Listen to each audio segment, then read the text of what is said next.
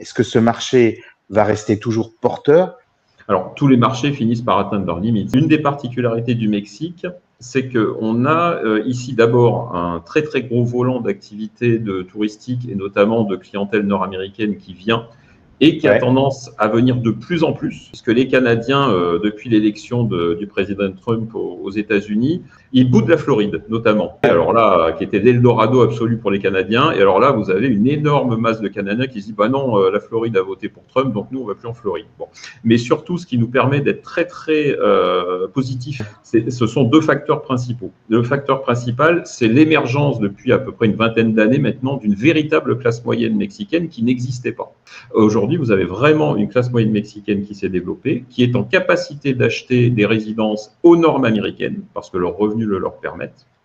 Et vous avez de l'autre côté, ce qui pérennise le marché, vous avez l'aspect démographique, qui est très important, puisqu'ici, les familles ont très souvent 3 enfants.